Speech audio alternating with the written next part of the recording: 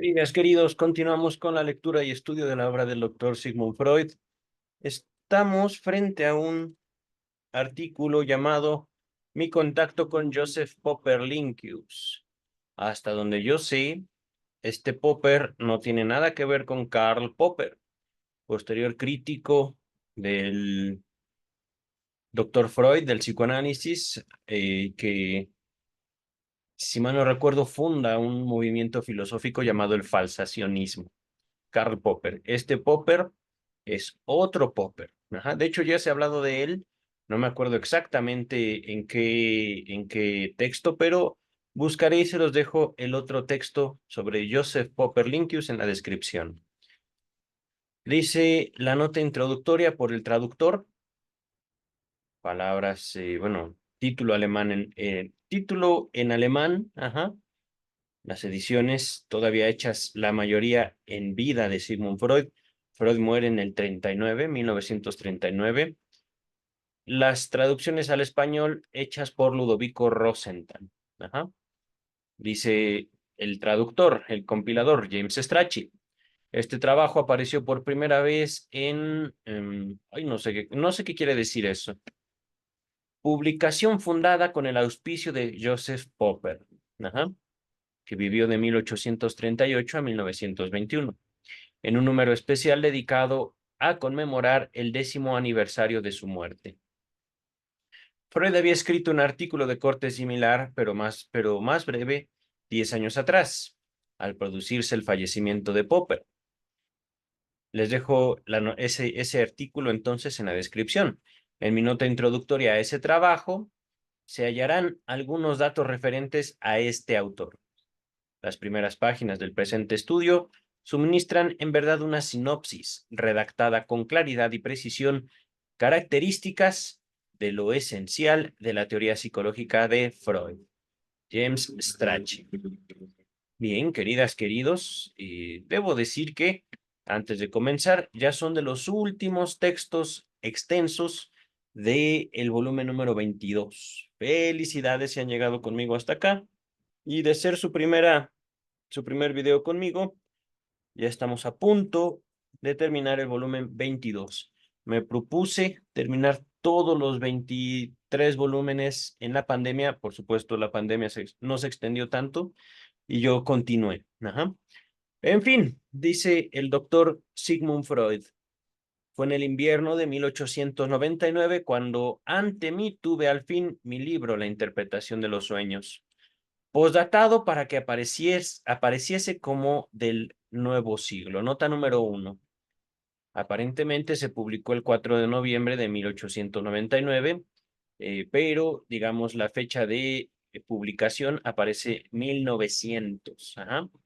Como ven, interpretación de los sueños.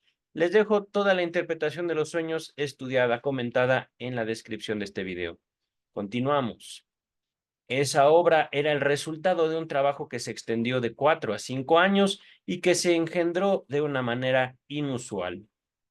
Habilitado por la universidad para el tratamiento de enfermedades nerviosas, había intentado mantenerme a mí mismo y a mi familia en rápido aumento mediante la asistencia médica a los llamados neuróticos, del alemán Nervosen, o bueno, no sé leer alemán, ¿para qué miento? Dice Freud, de los que había sobrados en nuestra sociedad. Ajá. Recordemos entonces el tiempo, 1899. Ajá. Pero la tarea resultó más difícil de lo que yo esperaba. Era evidente que los métodos usuales de tratamiento no servían de nada, o de muy poco. Debían buscarse nuevos caminos. ¿Y cómo se podía pretender asistir a esos enfermos si no se comprendía nada de su padecimiento, nada de la causación de sus males, del significado de sus quejas? Queridas, queridos, ya no sabemos hoy nada de neurosis y en aquel momento tampoco se sabía hasta que apareció este señor llamado Sigmund Freud. Ajá. Pero ya no voy a presumir mucho de la lectura que hemos hecho hasta ahora. Dice Freud. Entonces busqué con ahínco apoyo y enseñanza junto al maestro Charcot en París. junto a Bernheim, en la escuela de Nancy o en la población de Nancy. Ajá. Una observación de mi amigo Joseph Breuer de Viena, más avesado, más estudiado que yo, pareció abrir por fin una nueva perspectiva para la comprensión y el influjo terapéutico. Antes de continuar, nota 2 sobre la escuela de Nancy. Freud estuvo en París en el invierno europeo de 1885 a 1886 y en Nancy, en la escuela, en la población, en la localidad de Nancy, así se llama, en 1889. Su habilitación como private docent o private docent, docente adscrito en neurología a la que alude antes, databa, es decir, se la ganó en 1885. Regresamos al texto, aquí me quedé. Esas nuevas experiencias, en efecto, aportaron la certeza de que los enfermos, a quienes llamábamos neuróticos, padecían en cierto sentido de perturbaciones psíquicas y por eso debían ser tratados con medios psíquicos. Medios psíquicos. Así llama Freud, digamos, a su relación, al análisis. Ajá. No está hablando de medios psíquicos como podríamos comprenderlo, algo así como poderes mentales. Ajá. No, no, no, no, no, no, no. Digamos, una influencia médica. Ahorita no podemos nosotros, por ejemplo, nombrar las psicoterapias y sus herramientas como medios psíquicos. Más bien parecen medios discursivos sacados de algún grupo de autoayuda. Pero vamos a continuar con el texto. Nuestro interés se vio llevado a la psicología. Ahora bien, era sin duda ínfimo, ridículo e inutilizable para nuestros fines lo que podía dar de sí la ciencia del alma que dominaba en las escuelas filosóficas. Debimos, pues, descubrir íntegramente tanto los métodos como sus premisas teóricas. Trabajé entonces en esa dirección, primero en colaboración con Breuer y luego independientemente de él. Así terminé por elaborar una pieza de mi técnica. Exhortaba a los enfermos a comunicarme sin someter a crítica todo cuanto se les pasaba por la mente, aun ocurrencias cuya justificación no comprendieran o cuya comunicación les resultara dolorosa, penosa, vergonzosa. Ajá. Cuando hacían caso a mi pedido, porque no siempre lo hacen, pero cuando lo hacen, me referían también sus sueños, como si estos fueran de la misma clase de que sus otros pensamientos. Era una clara señal de que debían ser valorados como otras producciones comprensibles. Pero ellos no eran comprensibles, sino ajenos, confusos, absurdos. Así son justamente los sueños, y por ese motivo la ciencia los había desestimado como unos respingos del órgano del alma carentes de sentido y de fin. Voy a usar una palabra. La ciencia de aquellos tiempos tomaba los sueños como si fueran pedos del alma. Pedo. Ajá. Respingos del órgano del alma, carentes de sentido y de fin. Si estaban en lo cierto mis pacientes, que no parecían sino repetir las viejas milenarias creencias de la humanidad científica, tenía frente a mí la tarea de una interpretación de los sueños que pudiese resistir la crítica de la ciencia.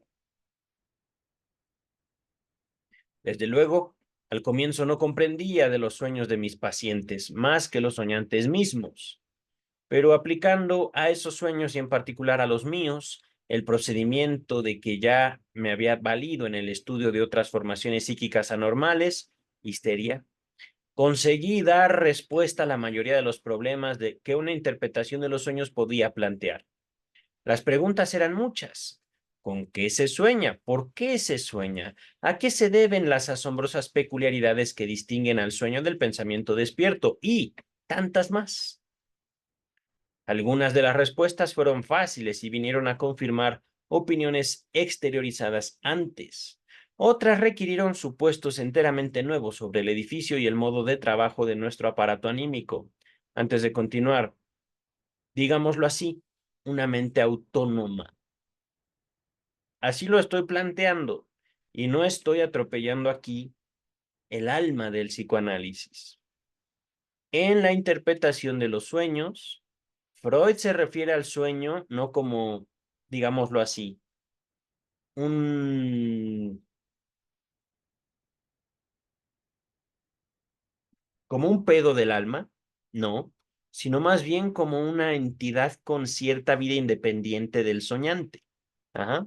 Lo voy a dejar hasta ahí mi comentario, ya que estudiamos juntos la interpretación de los sueños, que se las dejo toda en la descripción de este video, podrán notar cómo eh, hay algo, digamos, que señala Freud, una cierta independencia entre nuestro aparato anímico y nuestra voluntad. No se trata de soñar lo que queremos soñar, sino de reconocer lo que creamos en el sueño. Pero basta por hoy, o basta por este momento, dice el texto. Se soñaba con lo que había movido al alma durante el día, en la vigilia. Se soñaba para apaciguar las emociones, el empuje, los deseos que querían perturbar el dormir y para que el dormir, pudiera continuar. Una frase de la interpretación de los sueños de Freud es: el sueño es el guardián del dormir. Es decir, yo sueño justamente para poder continuar durmiendo. Pero no solo eso, vamos a continuar. Pero ¿por qué aparecía el sueño tan ajeno, tan extraño, tan confuso y sin sentido, tan manifiestamente opuesto al contenido del pensar de vigilia, toda vez que se ocupaba del mismo material? Sin duda el sueño no era sino el sustituto de una actividad de pensamiento racional y admitía ser interpretado, o sea, traducido a una actividad así.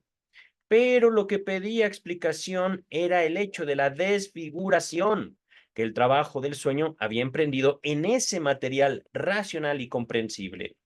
Es decir, básicamente no soñamos por ser locos, no soñamos por ser estúpidos, soñamos porque pensamos y pensamos porque soñamos. Voy a dejar así mi comentario, ¿vale? Dice el texto. La desfiguración del sueño era el problema más profundo y difícil de la vida onírica, de la vida del sueño. Ajá. Desfiguración. Continuamos. Y para su esclarecimiento se obtuvo lo que pasó a exponer. Y para su otra vez. Y para su esclarecimiento, para su aclaración, se obtuvo lo que paso a exponer, que situó, que situó al sueño en la misma serie de otras formas o que en la misma serie de otras formaciones psicopatológicas, neuróticas, por así decir, lo reveló como la psicosis normal del ser humano, por así decir. Ajá. Aquí nuevamente apunto a la interpretación de los sueños. Ajá. El sueño como un proceso patológico normal. Con patológico no quiere decir estamos todos locos, estamos enfermos. No. Durante el sueño la mente trabaja al revés. En vez de recibir, emite estímulos. Qué asombroso, qué maravilla, digamos, el, la descripción que hace Freud del sueño. Y la hace no simplemente por locura de él, sino a través de un estudio sistemático y prolongado, tanto del sueño como de la neurosis, particularmente la histeria, y del el procesamiento neuronal conocido hasta su tiempo. Ajá. Vamos a continuar. Nuestra alma, ese precioso instrumento por medio del cual nos afirmamos en la vida, no es una unidad pacíficamente cerrada en el interior de sí, sino más bien comparable a un estado moderno donde una masa ansiosa de gozar y destruir tiene que ser sofrenada por la violencia de un estrato superior juicioso. Querido doctor Freud, bella descripción. No es el alma humana comparable, digamos, a una línea que va de un punto a otro, sino es más bien dos vectores en conflicto. Ahí estoy valiéndome, digamos, de mi imaginación. Freud lo compara el alma con el Estado. Oh, sí. Y Estado moderno, fíjense una cosa. Estado moderno para 1932, pero también Estado moderno conforme al 2024. ¿Ustedes creen que el mayor peligro de los estados viene del exterior, de las guerras, de las invasiones? El mayor peligro de todos los estados y de todos los grupos son los deseos de sus miembros. El mayor peligro, así también para el alma humana, no viene de afuera, sino de adentro. El conflicto entre deseos. Vamos a continuar. Todo lo que se agita en nuestra vida anímica y se procura expresión en nuestros pensamientos es retoño y sustituto de las múltiples pulsiones que nos son dadas en nuestra constitución corporal. Pero no todas esas pulsiones son guiables y educables por igual, ni acatan o obedecen de la misma manera a los reclamos del mundo exterior y de la comunidad humana. Muchas de ellas han conservado su carácter originario, indomeñado. Si las dejáramos pasar, infaliblemente nos precipitaríamos a la ruina.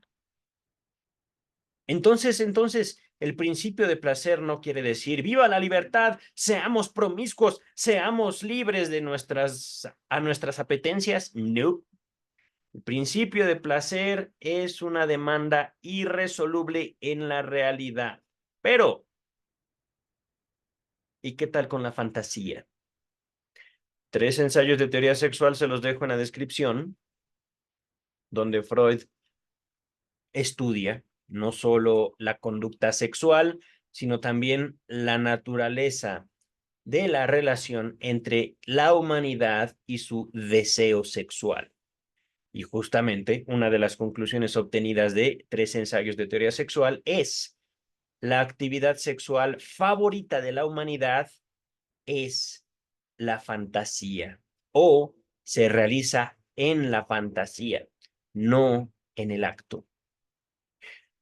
El título para no me acuerdo, el Congreso Mundial de Psicoanálisis, el próximo congreso, porque acaba de pasar el último, para abril del 2024, en febrero del 2024 pasó el Congreso Mundial de Psicoanálisis, Asociación Mundial de Psicoanálisis, y el título de este congreso de este año fue Todo el mundo es loco. El congreso de la Asociación Mundial de Psicoanálisis que viene se llama No hay relación sexual, o partimos de esta premisa. No hay relación sexual, que es una frase de Lacan.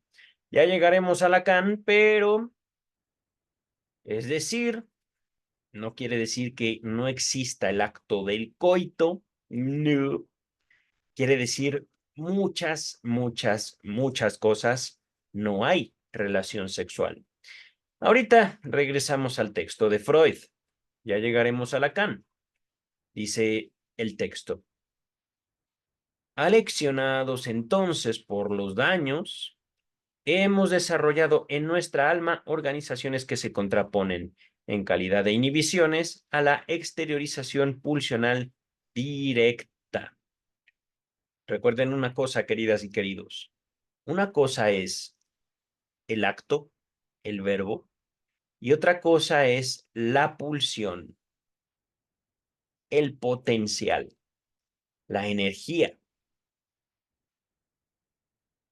Cuando somos capaces de identificarlos los dos, cuando somos capaces también de establecer una relación entre acto y pulsión, potencial, energía y la palabra, se abre un universo de posibilidades. No estoy aquí hablando de bondad, de bienaventuranza, sino de poder. Voy a dejar hasta ahí mi comentario. Ajá. Dice Freud, lo que emerge de las fuentes de las fuerzas pulsionales como moción de deseo, tiene que aprobar el examen a que lo someten nuestras instancias anímicas superiores. Y si es reprobado, se lo desestima y aparta de todo influjo sobre nuestra motilidad, nuestra capacidad de movernos, de hacer. Vale decir, se coarta, se interrumpe, se imposibilita su ejecución. Pero la energía no desaparece. Continuamos. Y con harta frecuencia se rehúsa a esos deseos aún el acceso a la conciencia, a la cual en general le es ajena hasta la existencia misma de las fuentes pulsionales peligrosas. Decimos entonces que estas mociones están reprimidas o desalojadas para la conciencia y solo se encuentran presentes en lo inconsciente. Si lo reprimido consigue irrumpir, llegar, llegar por medio de la fuerza, por alguna parte hasta la conciencia, hasta la motilidad o hasta ambas, dejamos de ser normales. Entonces, querido doctor Freud, ¿quiere decir que lo normal en el ser humano es la represión? Sí, sí, sí. Es normal, por ejemplo, que yo me enoje con mamá, con papá, con mis hermanos, con las maestras, con los maestros, con los compañeros. ¿Que me enoje? Pues claro que sí. Lo que no es, digamos, tan normal es de que yo insulte o le pegue a cualquiera de ellos. Ajá. Y hay otra cosa. Se puede hacer o decir algo, se puede ser consciente de algo y aún así ser normales también. ¿Qué tal si, por ejemplo, en vez de agredir, hacemos chistes sobre eso que nos molesta? Papá, mamá, el mundo. ¿Seremos normales si somos cómicos? Oh, sí. Si somos capaces de burlarnos incluso de nosotros mismos. Vamos a continuar, queridas, queridos. Entonces, dice Freud, si no podemos reprimir algo, dejamos de ser normales. Desarrollamos entonces toda la serie de síntomas neuróticos y psicóticos. Les dejo en la descripción otro texto llamado Neurosis y Psicosis o sobre los dos principios del acaecer psíquico. Ajá. Una cosa es, yo reprimo algo y otra cosa es lo que yo no puedo reprimir porque yo no soy capaz, se me impone. Básicamente podemos entender la neurosis y la psicosis a partir de la fuerza del deseo. Ajá. Un psicótico es alguien que básicamente vive como si estuviera en una pesadilla. Ustedes y yo podemos tener una pesadilla, nos despertamos y hasta ahí quedó. Pero imagínense una psicosis paranoide. Es que el vecino está hablando de mí, porque algo gana al hablar de mí. Y seguro está diciendo esto y esto y esto y esto y esto de mí. Maldito. Psicosis. Digámoslo así, y estoy haciendo uso de palabras, no es exactamente esto. El deseo ciega mi vida. Ajá. Un neurótico. Ahí está el deseo. No lo atiende. De hecho, no lo ve siquiera. Y el deseo de repente, ¡pum!, una cachetada. El deseo puede aquí tener la forma de la pareja, de los padres, de los hijos, de los jefes, de los compañeros. Ajá. Con deseo no quiero decir deseo sexual, sino simplemente un yo. En mi neurosis no me doy cuenta que paso sobre todo el mundo y de repente tengo las consecuencias de mis actos y por supuesto yo soy la víctima. Así voy a dejar mi descripción de la neurosis, que por supuesto no estoy ahondando en el síntoma neurótico, que ahí está lo delicioso del psicoanálisis. Les dejo en la descripción estudios sobre la histeria, para que, ¡ay! Los historiales clínicos. Uy, sí. En eso, queridas, queridos, tienen para dar y regalar experiencias y comentarios. Continuamos con el texto. Entonces, estudios sobre la histeria e historiales clínicos en la descripción de este video. Todos los historiales clínicos de Sigmund Freud. Ya llegaremos a otros historiales. Ajá. Continuamos. Mantener las inhibiciones y represiones que se han vuelto necesarias cuesta a nuestra vida anímica un gran gasto de fuerzas. Repito, es normal inhibir y reprimir, pero eso cuesta energía, atención, un esfuerzo. Un gran gasto de fuerzas del cual con gusto ella, nuestra vida anímica, se libraría. Entonces, fíjense una cosa. Ahorita caigo en esto. El empeño del psicoanálisis, particularmente del psicoanálisis freudiano, y que por supuesto Lacan también continúa, es llevar lo reprimido a la conciencia. Pero eso hace también que dejemos de ser normales. Si, por ejemplo,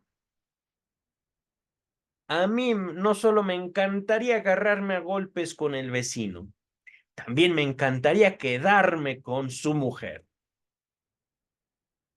Pero, de ser sincero, también me encantaría agarrarme a besos con ese mismo vecino.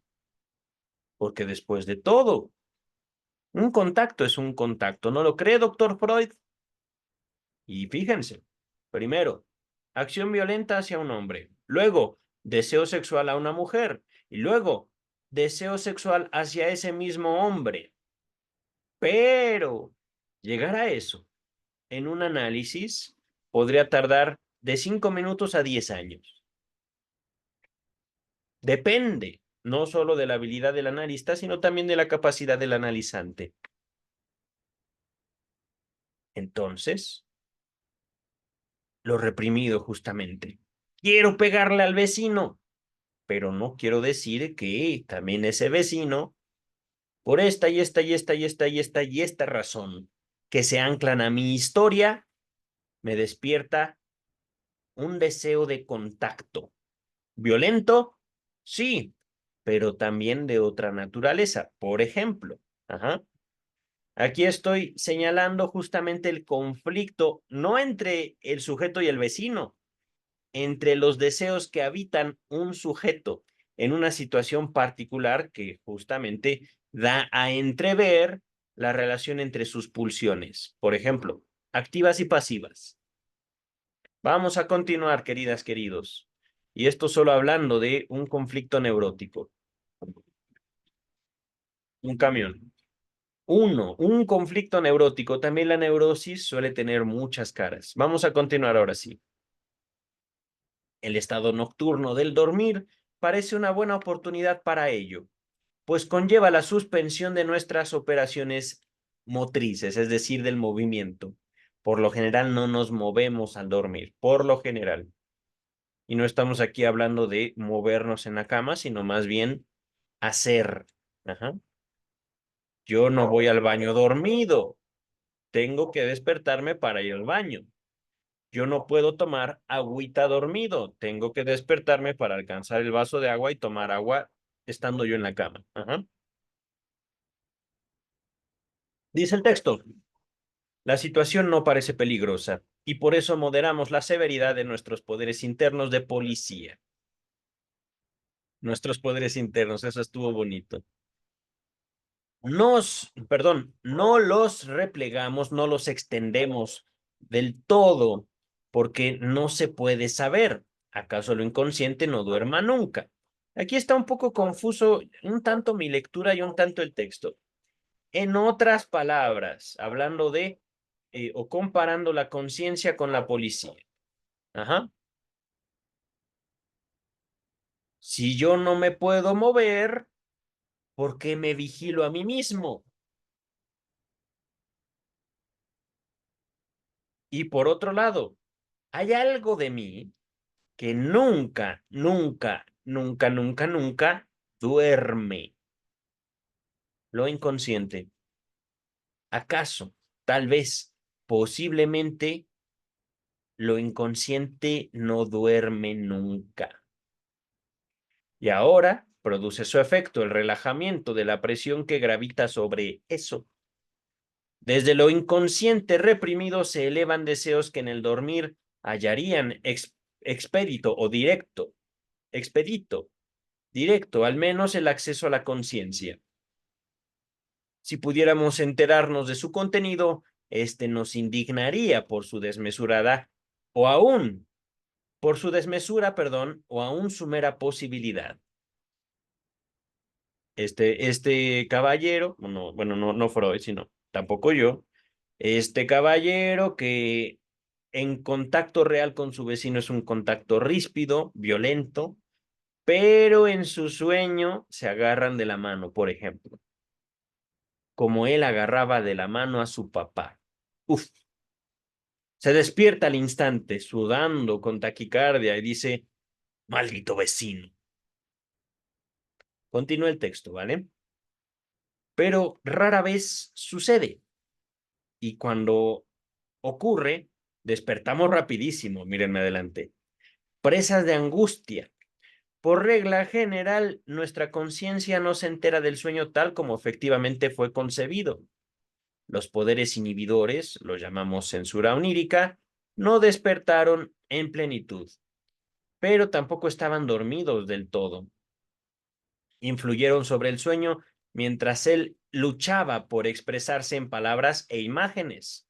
Eliminaron lo escandaloso, modificaron otra parte hasta volverla irreconocible, disolvieron nexos auténticos e introdujeron enlaces falsos, hasta que de la sincera pero brutal fantasía de deseo del sueño devino el sueño manifiesto recordado por nosotros, más o menos confuso, casi siempre ajeno e incomprensible.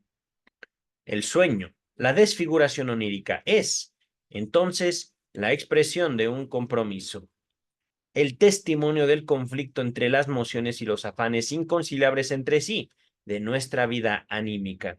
Y no olvidemos que el mismo proceso, el mismo juego de fuerzas que nos explica el sueño del durmiente normal, nos proporciona la clave para comprender todos los fenómenos neuróticos y psicóticos.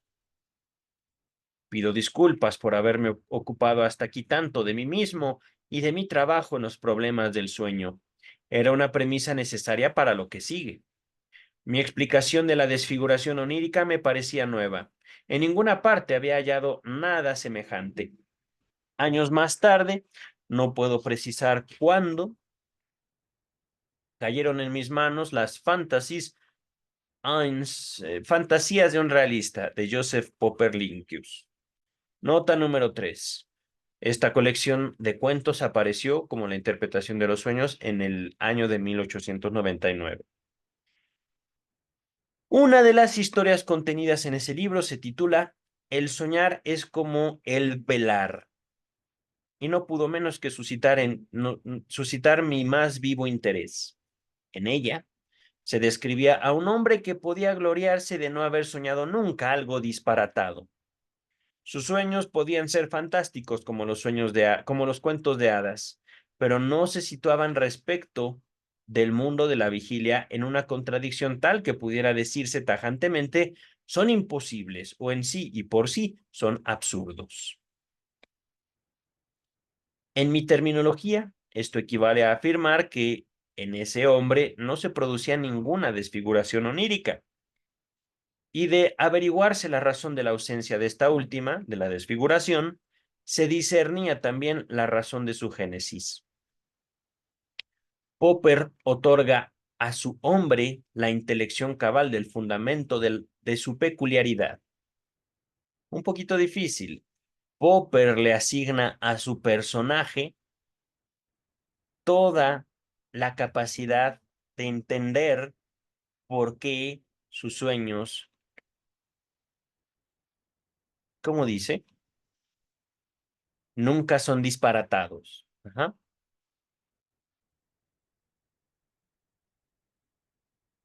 Le hace decir, tanto en mi pensar como en mi sentir, rigen el orden y la armonía, que por otra parte nunca luchan entre sí.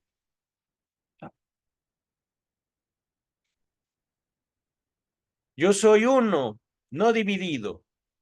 Los otros están divididos y sus dos partes, el velar y el soñar, se encuentran en guerra recíproca casi de continuo.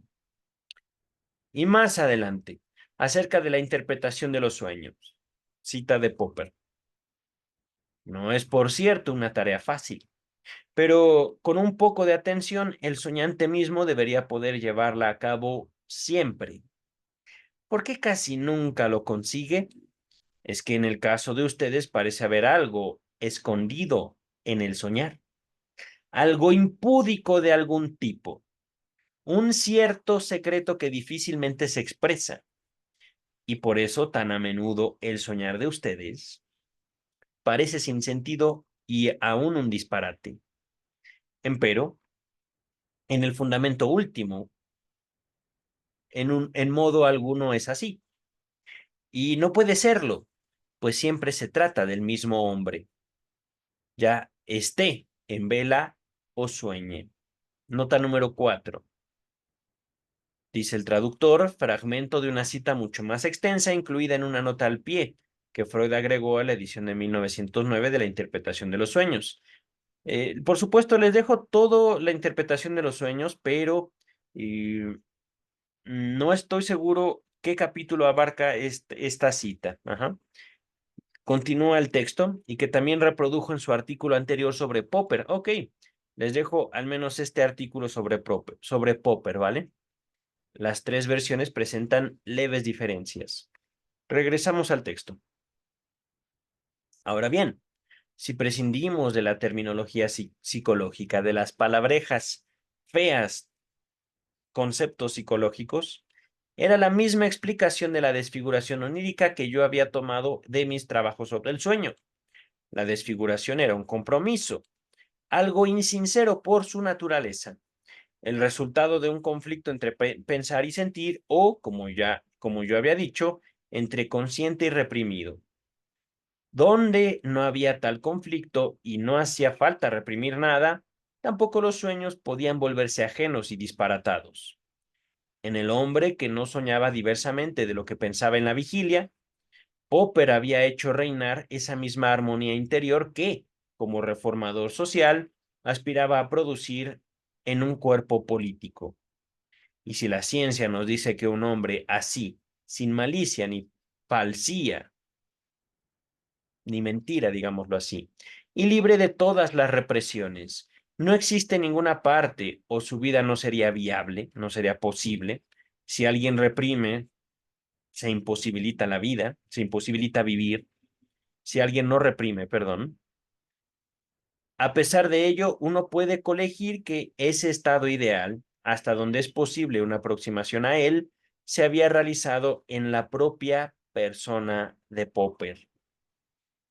Subyugado por el encuentro con su sabiduría, hoy, miren, voy a cambiar esta palabra, sometido por el encuentro con la sabiduría de Popper, yo, Sigmund Freud, empecé a leer el resto de sus escritos sobre Voltaire, la religión, la guerra, el deber de suministrar alimentos a todos, etcétera, hasta que se delineó con claridad ante mis ojos la imagen de un hombre sencillo y grande que era un pensador y un crítico, al tiempo que un filántropo bondadoso y un reformador.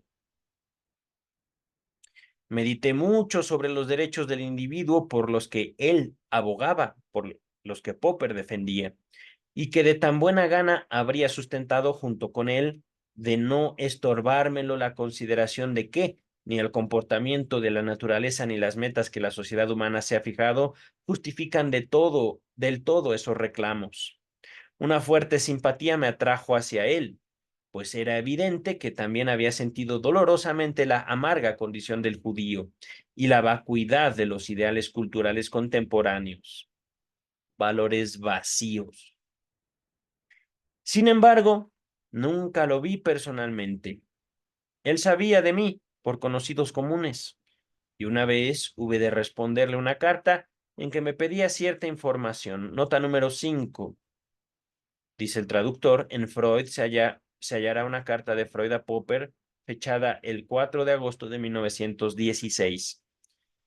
Freud escribió asimismo una breve valoración de Popper como introducción al libro de Israel Dorjon, El nuevo estado de Lynkeus, reimpresa luego en otra obra de este autor, The Man Moses, el hombre Moisés, o Moisés el hombre, junto con algunas cartas que Freud le enviara.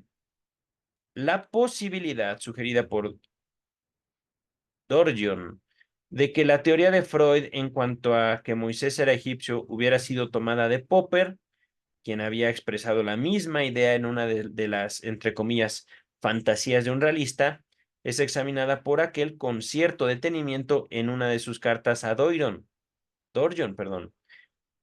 pero se inclina a rechazar dicha posibilidad. Queridas, queridos, vamos a terminar este texto, dice el texto, pero nunca fui a visitarlo, dice Freud. Mis innovaciones en la psicología me habían enajenado de mis contemporáneos, en particular los de mayor edad. Hartas veces, al acercarme a un hombre a quien honrara desde mi apartamento, me sentí como rechazado por su falta de comprensión hacia lo que se había convertido en el contenido de mi vida. Joseph Popper venía, por cierto, de la física. Fue amigo de Ernst Mach. No quise estropearme la impresión amistosa de nuestro acuerdo sobre el problema de la desfiguración onírica. Es así como pospuse mi visita a él hasta que fue demasiado tarde y solo pude saludar su busto, su estatua, en el parque de nuestro ayuntamiento. ¡Qué pena! Eso sí es triste, querido doctor Freud, pero la vida es así. Queridas, queridos, terminamos el texto de Joseph Popper Lynkeus. ¿Están viendo en pantalla? Creo que es el último texto extenso del volumen 22, ¿sí? El último. Después de ello, unos escritos breves y el volumen 22 terminado. Queridas, queridos, yo creo que tengo tiempo el día de hoy. Leeré este texto, pero será cuestión de otro video. Mientras, cuídense mucho y nos vemos pronto. Bye.